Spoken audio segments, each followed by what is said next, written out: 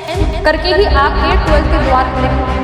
Teachers आपसे नाराज रहेंगे और आपको ना जब रिजल्ट आएगा और आपके फ्रेंड्स के ज्यादा नंबर आएंगे, है ना, तो आपको बुरा लगेगा, आपको बुरा लगेगा। ठीक है, पढ़ाई मेरा नहीं हो रहा है, कैसे पढ़ाई करें प्लीज कुछ बताइए, सिर्फ टेंशन है पढ़ाई का बहुत। अच्छा पता है, देखो थोड़ा सा मोटिवेशन, थोड़ा सा ज्ञान की बातें कर लेते हैं।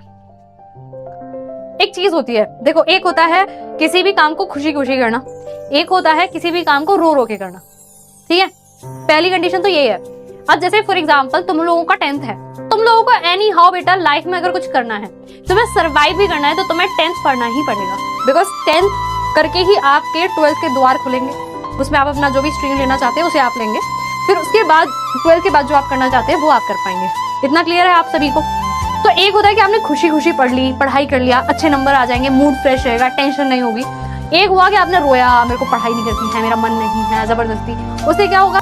तो एक तो उससे बचना है, दूसरा क्या है कि हमें करनी ही है, तो खुशी खुशी करो, है ना, खुशी खुशी करो। सबसे तो आलिया सबसे पहले तो यही होना चाहिए कि आपको इसको एक्सेप्ट करना है कि आपकी पढ़ाई, आपकी जो भी पढ़ाई होती है ना बेटा, it's very important in your life. Literally मैं तुमको अपना पर्सनल एक्सपीरियंस बताती हूँ कि अगर आप पढ़ाई कर रहे हैं ना बच्चे, आपको कभी भी कोई नीचे नहीं लेके जा सकता। स्पेशली गर्ल्स के लिए बहुत जरूरी होती है फाइनेंशियल इंडिपेंडेंस।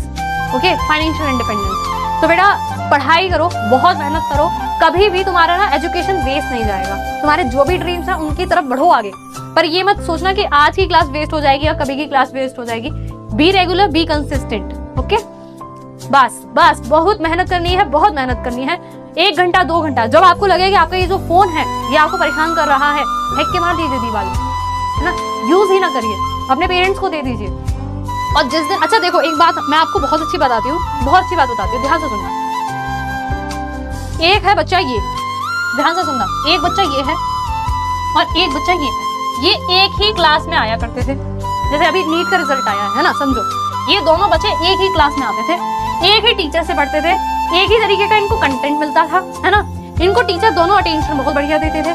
पर ये जो बच्चा था ये ना कंसिस्टेंट था। कंसिस्टेंट मतलब क्लास की छुट्टी नहीं करना, टीचर जो पढ़ा रहे हैं, जो होमवर्क दे रहे हैं, भले ही टीचर फिजिकली आके चेक नहीं करेंगे होमवर्क, पर ये बच्चा होमवर्क करता था।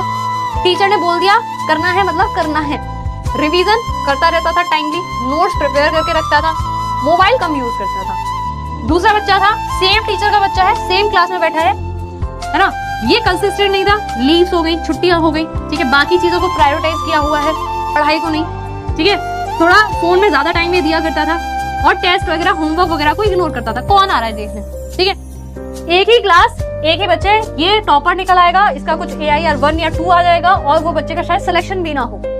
तो डिफरेंस कहाँ आया? टीचर में तो नहीं आया, क्लास में तो नहीं आया, PPT में तो नहीं आया, बच्चे के डिसिप्लिन और कंसिस्टेंसी में आया। तो अब तुम ये देख लो बेसिक, ठीक है, डिफरेंस। तो मैं यही आपको बताना चाहती हूँ कि आपको थोड़ी मेहनत करनी पड़ेगी बेटा, बिना मेहनत के कुछ नहीं होगा, इतना समझ लो। अगर मेरे बस का होता तो बेटा मैं तुम्हारे बदले एग्जाम दिया थी, पर क्या कर सकते हैं, आपको ही जाना पड़ेगा। बस मैं आपको प्रिपेयर कर सकती हूँ और प्रिपेयर में ऐसा करूंगी कि डर नहीं लगेगा। बस आलिया क्या करना है, जितना है उतनी पढ़ाई करो बस।